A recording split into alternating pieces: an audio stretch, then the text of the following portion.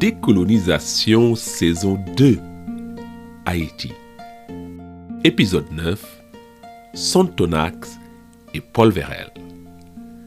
Bonjour et bienvenue pour ce nouvel épisode de Décolonisation.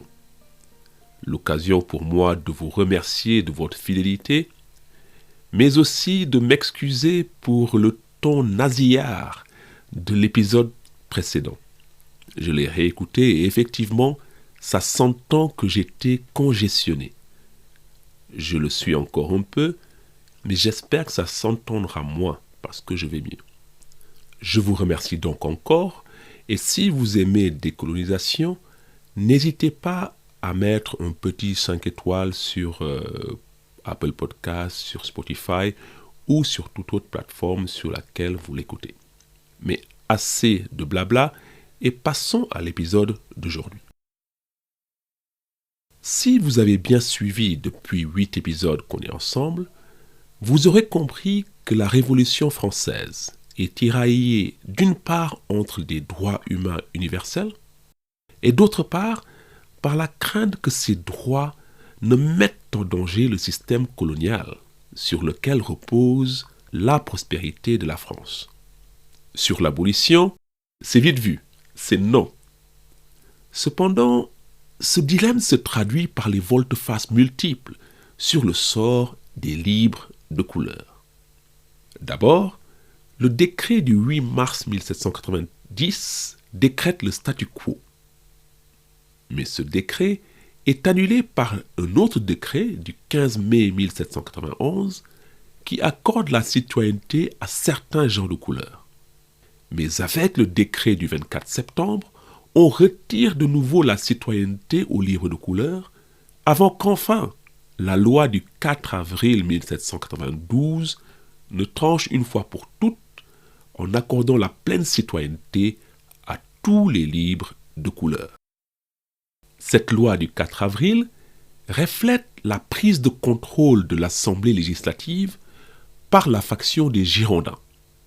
Et aux manettes, on retrouve Jacques-Pierre Brissot, le fondateur de la Société des Amis des Noirs. C'est donc aussi Brissot qui est aux manettes quand il s'agit de choisir les 3 membres de la commission civile chargée d'aller imposer la loi du 4 avril sur la colonie. Pour cette mission délicate, Brissot a d'abord la ferme intention de nommer Julien Raymond. En effet, qui de mieux que Julien Raymond pour personnifier la loi du 4 avril, mais ce choix est rejeté par les députés proches du club de l'hôtel Massiac. Ces mêmes députés ne trouvent en revanche rien à dire quand Brissot propose 3 quasi-inconnus pour aller porter la bonne nouvelle à Haïti. Le premier, on peut d'ores et déjà l'oublier. Il va disparaître dans la nature dès son arrivée à Haïti. Les 2 autres, en revanche, vont marquer la révolution haïtienne. Par conséquent, faisons connaissance avec Léger Félicité Sonthonax et Étienne Paul Vérel. Sonthonax est alors âgé de 29 ans. Issu d'une famille bourgeoise de province, il fait son droit à Dijon, puis travaille comme juriste au Parlement de Paris. De son côté, Paul Vérel a 25 ans de plus que Sonthonax. Lui aussi est né en province, mais dans une famille aristocratique. Lui aussi fait son droit, puis exerce comme avocat à Bayonne et à Bordeaux, avant aussi de rejoindre le Parlement de Paris en 1780.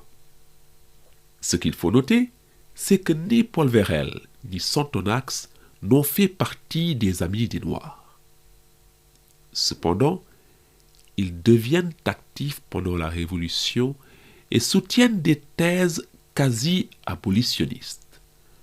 Voici par exemple ce qu'écrit Paul Vérel.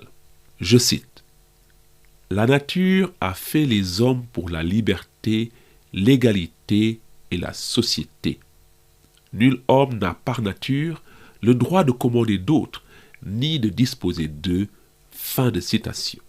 En 1790, Sonthonax de son côté déclare dans le quotidien Révolution de Paris, je cite, Un temps viendra, et le jour n'est pas loin, où l'on verra un Africain à tête crépue, et sans autre recommandation que son bon sens et ses vertus, venir participer à la législation dans le sein de nos assemblées nationales. » Fin de citation.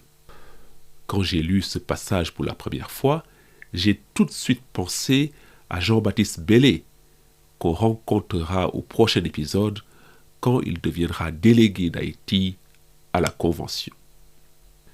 C'est au Club jacobin de Paris que les deux font la connaissance de Brissot et qu'ils travaillent avec lui sur les questions coloniales. Ils gagnent ainsi la confiance du chef de file des Girondins et résultat, bien qu'il n'ait jamais mis les pieds à Haïti, Brissot les choisit comme commissaires. C'est ainsi donc que Sonthonax, Paul Vérel et leur troisième pote forment une deuxième commission civile qui quitte le port de Rochefort en fin juillet 1792 à la bord du navire America. L'Assemblée leur a conféré le pouvoir de dissoudre les assemblées coloniales existantes et de prendre toutes les mesures nécessaires pour faire appliquer la loi du 4 avril. Pour ce faire, Sonthonax et Port-Vérel emmènent avec eux un détachement militaire de 6000 hommes.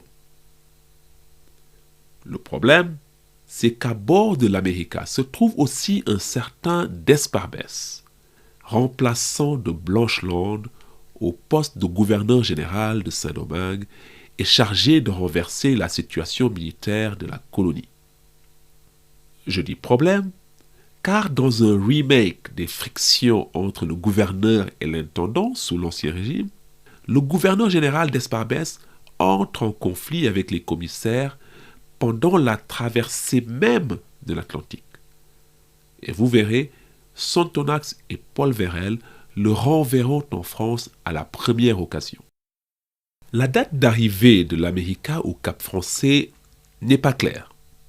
J'ai lu le 17 septembre chez Dubois, le 18 chez C.L.R. James ou encore le 20 chez Popkin. Disons que les commissaires débarquent sur la colonie entre mi et fin septembre. Et ce qui est sûr, c'est qu'ils sont accueillis à bras ouverts par les colons qui espèrent que les nouveaux venus feront oublier la performance catastrophique de Blancheland. De leur côté, les commissaires veulent se montrer rassurants et s'emploient à dissiper les craintes des colons blancs. Oui, ils sont venus pour garantir les droits des gens de couleur. Mais non, il n'est pas question d'abolir, mais de sauver l'esclavage. Je cite, nécessaire à l'exploitation et à la prospérité des colonies. Fin de citation. Les commissaires montrent donc là que, priorité 1 sur la feuille de route, il faut mettre fin à l'insurrection des esclaves. Mais, priorité numéro 2, la meilleure façon d'y parvenir, c'est de reconnaître les métis comme citoyens. La loi du 4 avril est donc le deuxième point sur la feuille de route. Le troisième point, c'est par conséquent de tuer dans l'œuf toutes les volontés autonomistes qui animent la colonie. En effet, aussi bien les planteurs blancs qui pensent que la loi du 4 avril est un premier pas vers l'abolition, aussi bien eux que les petits blancs qui vouent une haine viscérale aux gens de couleur, aussi bien donc les grands que les petits blancs sont prêts à défier la métropole plutôt que d'accepter la loi du 4 avril. Les commissaires ont donc du pain sur la planche. Mais ils n'ont pas le temps de gamberger. 2 semaines à peine après leur arrivée, des nouvelles hallucinantes arrivent au Cap Français qui rebattent toutes les cartes. Et oui, pendant que les commissaires étaient en mer, il y a eu la journée d'émeute du 10 août à Paris qui aboutit à la chute de Louis XVI et de la monarchie. Une nouvelle assemblée va être élue au suffrage universel. Elle s'appellera la Convention nationale. En un mot, la France est en passe de devenir une république et ça change beaucoup de choses. D'abord, cette transition vers la République, c'est l'occasion pour les insurgés noirs de réaffirmer leur soutien au roi et de vouer aux gémonies l'administration locale, les commissaires y compris. L'autoproclamé grand amiral Jean-François et Georges Biassou en appellent au roi pour leur libération. Et quand Louis XVI est emprisonné en décembre, Biassou prend même le titre de gouverneur général et s'intronise représentant du roi jusqu'à la restauration de la monarchie.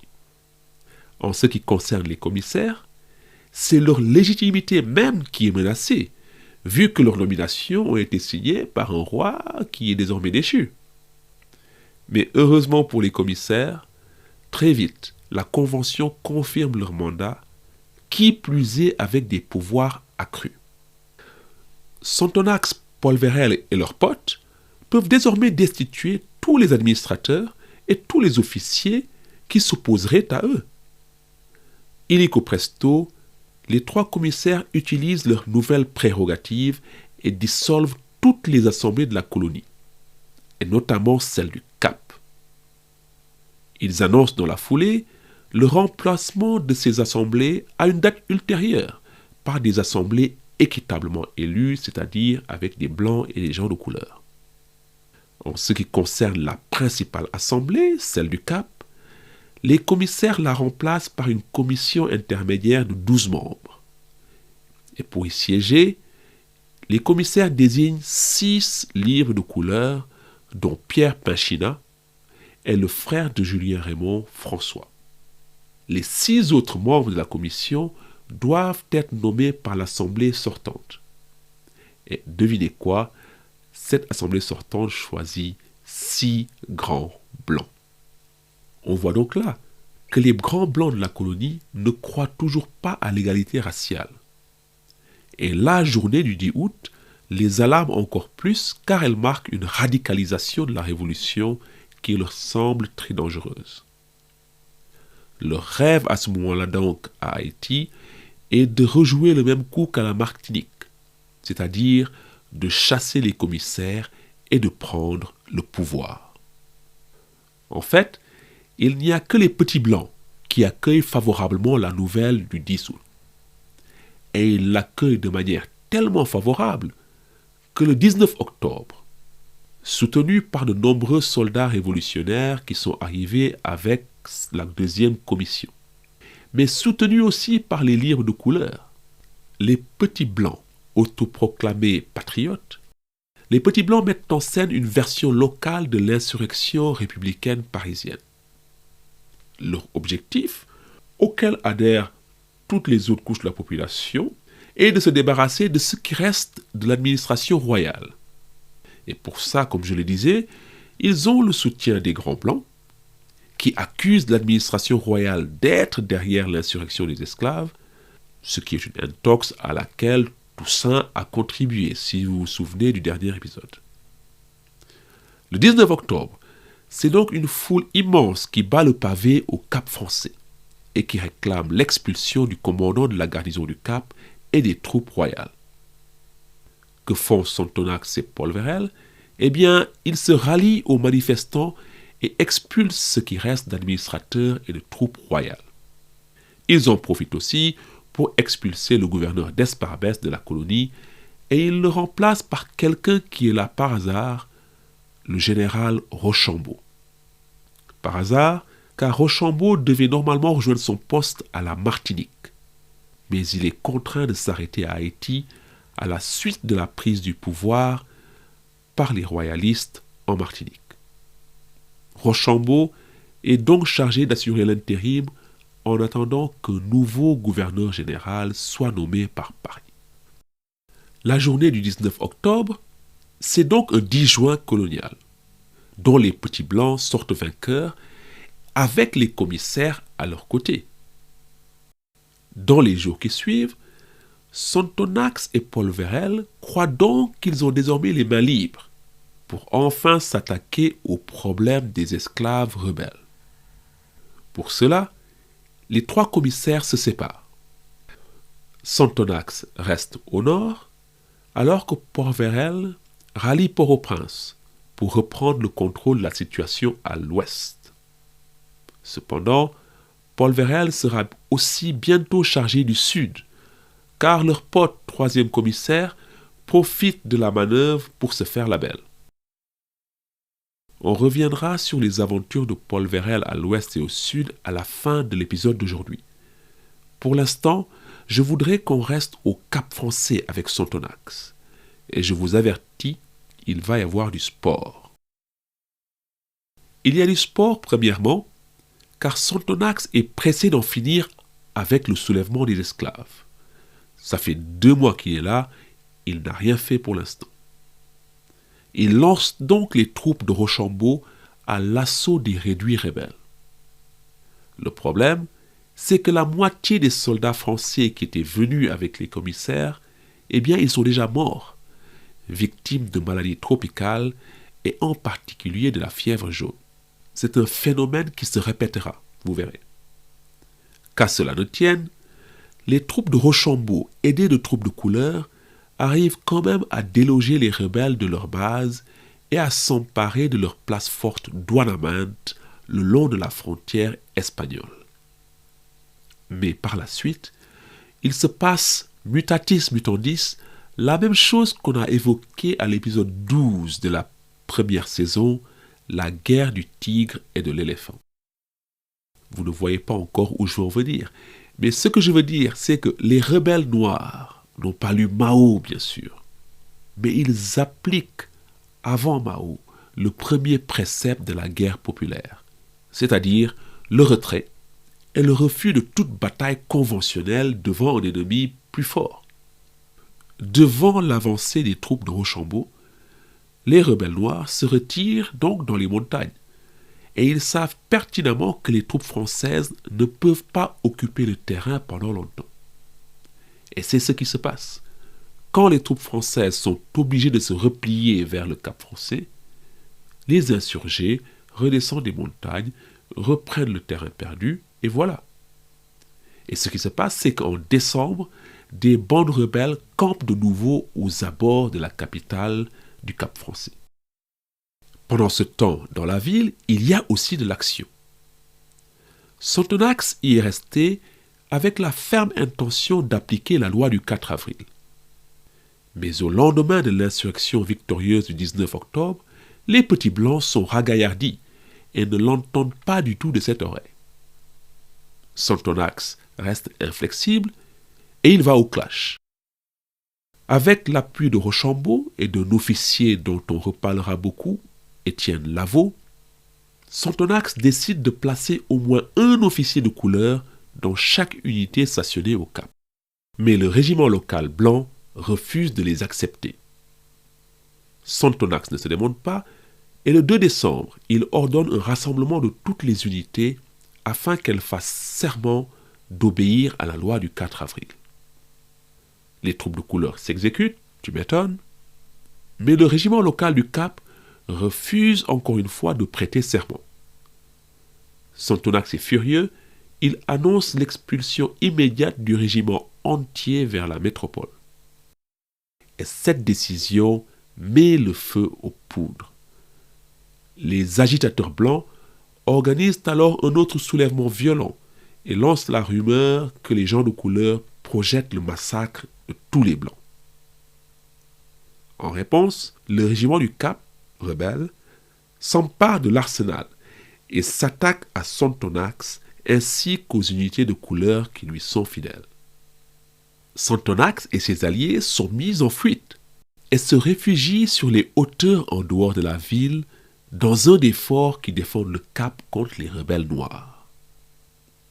Mais Sontonax reprend le contrôle et retourne la situation en 2 temps. D'abord, aidé de Rochambeau et de Lavaux, Sontonax rallie les troupes blanches restées loyales. Ensuite, le commissaire négocie un accord avec Pierre Pinchina, le leader des libres de couleur. Résultat, avec des troupes blanches et de couleur, Sontonax reprend le contrôle de la ville le 5 décembre et il fait arrêter tous les meneurs de l'insurrection blanche. Et c'est à la suite de ce soulèvement du 2 décembre que Sontonax tire la conclusion suivante. À l'instar des rebelles noirs, les Blancs sont de dangereux contre-révolutionnaires. et les seuls alliés sur la colonie capables de l'aider à mener à bien le projet républicain, eh bien, ce sont les libres de couleur. L'alliance entre Sonthonax et les libres de couleur est scellée, et elle se traduit par deux actes forts. Premièrement, la nomination de libres de couleur à des postes clés de l'administration de la ville du Cap. Deuxièmement, la constitution de plusieurs régiments composés exclusivement de soldats et d'officiers de couleur, sous l'autorité directe du commissaire Sonthonax. Après cette crise, tout est maintenant dans l'ordre, et Sonthonax peut enfin penser à un règlement définitif du problème des esclaves. Mais ce sera sans le général Rochambeau, qui rejoint son poste à la suite de la reprise en main de la Martinique par les forces républicaines. Mais on reverra Rochambeau car il reviendra en 1796 avec une troisième commission civile, puis en 1801 lors de l'expédition Leclerc envoyée par Bonaparte pour reprendre la colonie à Toussaint Louverture. Mais on n'y est pas encore. Sonthonax doit remplacer Rochambeau et il jette son dévolu sur son allié fidèle, le colonel Lavaux. Cet officier révolutionnaire, nous l'avons vu, a déjà aidé Sonthonax à reprendre la situation au Cap en décembre. En plus, Lavaux est un partisan acharné de l'égalité raciale et le soutien le plus constant de Sonthonax sur l'île. Il est donc choisi pour en finir avec l'armée des insurgés noirs. Et Lavaux fait des miracles. À la mi-janvier 1793, il lance une offensive coordonnée et méthodique contre les insurgés. Il disperse les troupes du gouverneur général Biassou et conquiert le palais de celui-ci qui est obligé de se réfugier dans les montagnes. Quant au grand amiral Jean-François, lui aussi est chassé de son fief et doit trouver refuge en territoire espagnol. Toussaint est obligé lui aussi de battre en retraite quand les troupes de Lavaux prennent d'assaut le camp fortifié de la tannerie où il est basé. De plus, Lavaux tire les leçons de la campagne mitigée de Rochambeau et il applique la tactique de la terre brûlée pour empêcher les insurgés de se réimplanter facilement. Tous les jardins sont ainsi brûlés, ainsi que les ajoupas, c'est-à-dire les huttes construites par les rebelles. Et par conséquent, des milliers de Noirs dans les zones reconquises retombent dans le giron de l'administration française.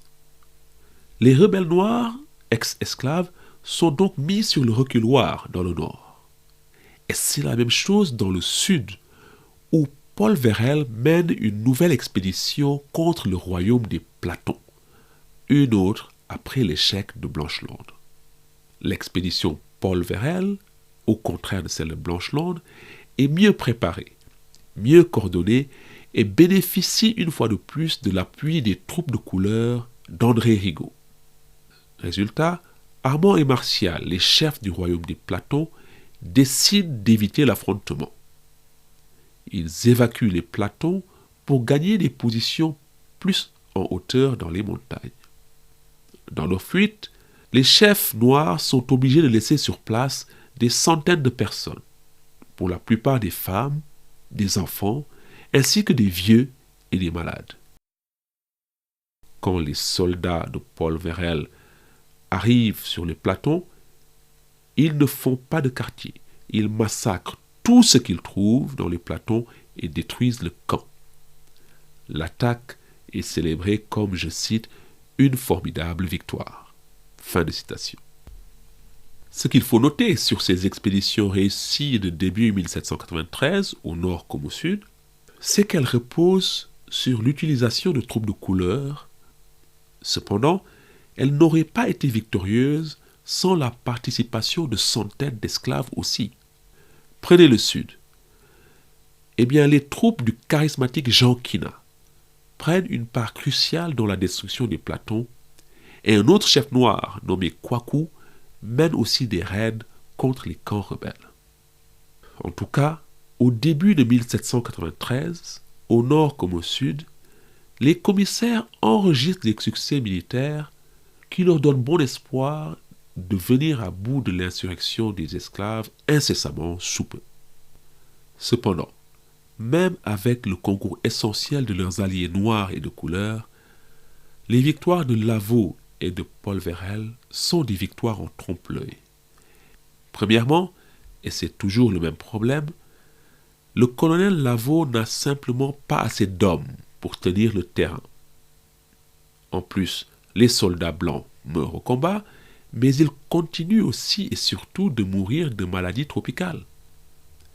Et c'est la raison pour laquelle Sontonax commence à se dire il n'y a pas de solution militaire à ce conflit contre les esclaves. La deuxième raison pour laquelle les victoires de 1793 ne sont pas durables est externe. Il s'agit de l'internationalisation du conflit, ou pour être plus précis, de l'ouverture à Haïti d'un second front de la guerre de la première coalition. Si cette expression ne vous dit rien, je vais vous expliquer. La première coalition, c'est l'alliance formée par plusieurs États européens contre la France, devenue une république en septembre 1792. Au début de 1793, qu'est-ce qui se passe? Eh bien, la Convention fait guillotiner le citoyen Louis Capet, a.k.a. Louis XVI. Et là, c'est une déclaration de guerre à l'Angleterre et à l'Espagne, qui par conséquent rejoignent la Prusse et l'Autriche dans la première coalition. Et il déclare formellement la guerre à la France. Or, vous ne l'avez pas oublié, c'est l'Espagne qui contrôle l'est de l'île de Saint-Domingue. D'autre part, la Jamaïque est à portée de bateau de la colonie. D'un coup, Haïti devient un front de la guerre qui se joue en Europe, et aussi bien les Espagnols que les Anglais se mettent en tête de s'emparer de la lucrative colonie française dans les Caraïbes. Et pour y parvenir, aussi bien les Espagnols que les Anglais vont tenter d'exploiter les dissensions internes qui existent sur la colonie. Pour les Espagnols, l'idée est de reconquérir un territoire perdu en 1697. Déjà, depuis le début de l'insurrection, les Espagnols ne se privent pas d'ajouter à la déstabilisation de la colonie française. Ils fournissent armes, vivres et munitions aux insurgés, tout en récupérant les richesses que les troupes noires pillent dans les habitations de la plaine du Nord, qui sont très riches. En 1793, ce qui se passe, c'est que Madrid décide de formaliser l'alliance avec les rebelles noirs. Le roi ordonne au gouverneur de Santo Domingo d'enrôler les rebelles noirs comme troupes auxiliaires. Toussaint, qui est envoyé mener des tractations avec les Espagnols, négocie qu'en échange de leurs services, la couronne espagnole offre aux rebelles noirs des terres et qu'elle reconnaisse la liberté de ces combattants qui se sont déjà affranchis par eux-mêmes. En quelques mois, ce sont donc 10 000 combattants noirs aguerris qui passent en territoire espagnol. Et c'est un partenariat gagnant-gagnant. D'un côté, les Espagnols gardent leurs troupes en réserve et laissent les Noirs se battre pour le compte des Bourbons d'Espagne.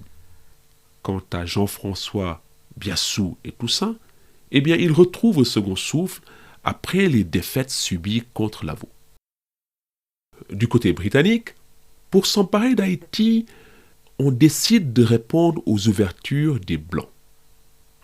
En effet, ça fait longtemps que les colons blancs font des appels du pied à la couronne britannique.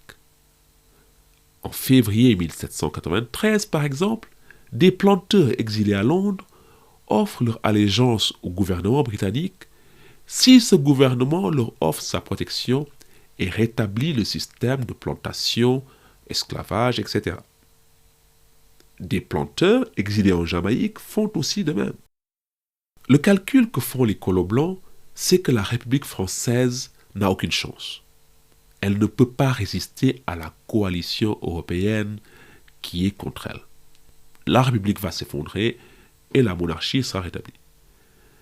Mais ce qui fait vraiment pencher la balance en faveur d'une intervention britannique du côté des colons blancs, c'est la frayeur qu'inspire une libération possible des esclaves.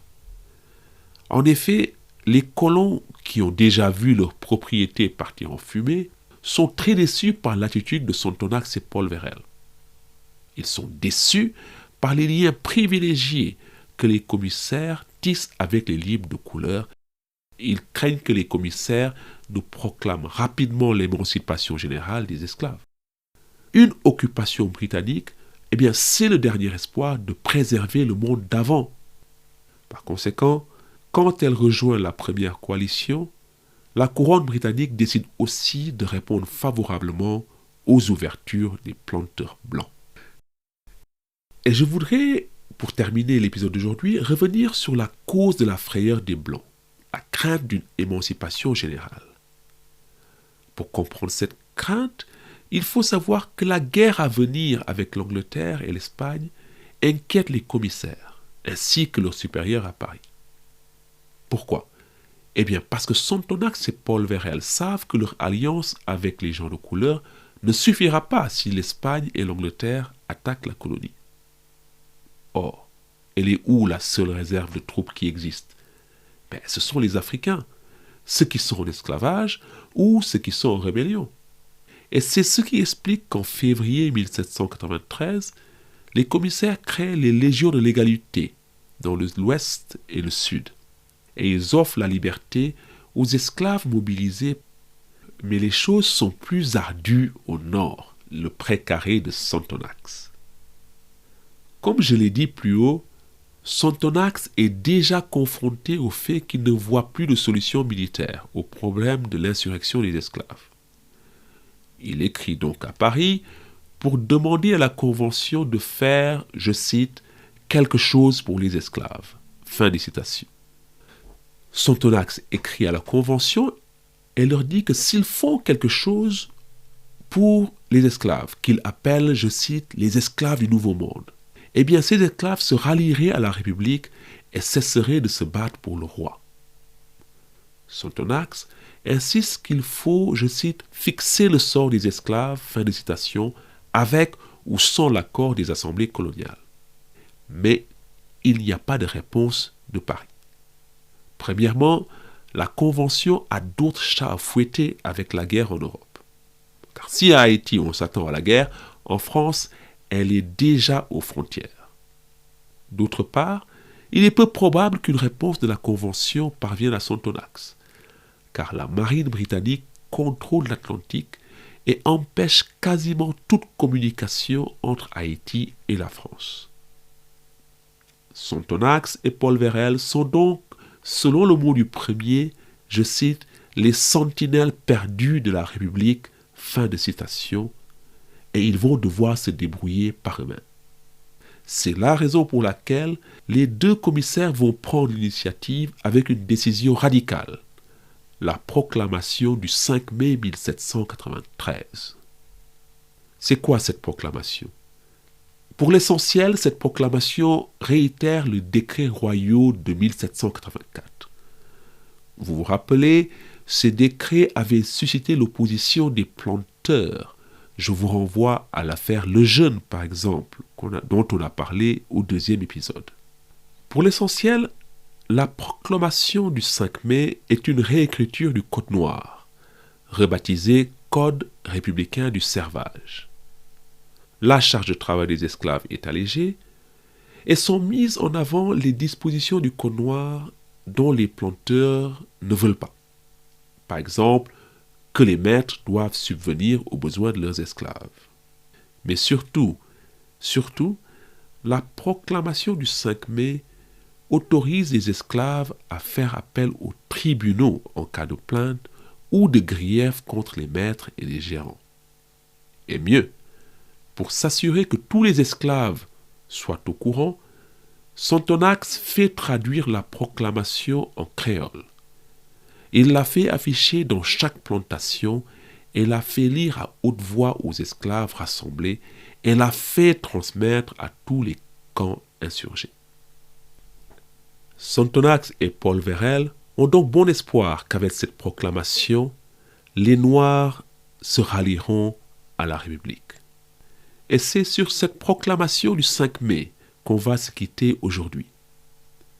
Au prochain épisode, on verra que cette proclamation, combinée à l'arrivée d'un nouveau gouverneur général, va déclencher une série d'événements qui vont sonner le glas de la colonie telle qu'elle a été au XVIIIe siècle.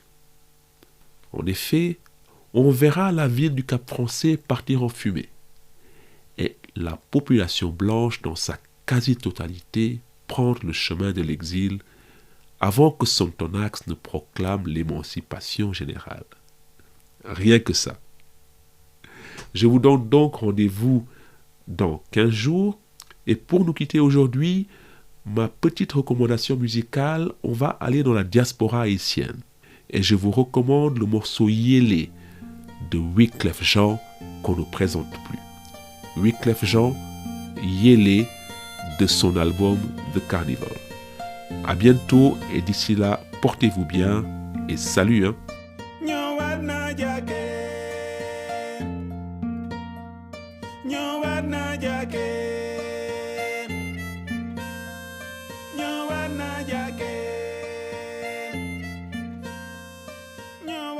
Jackie.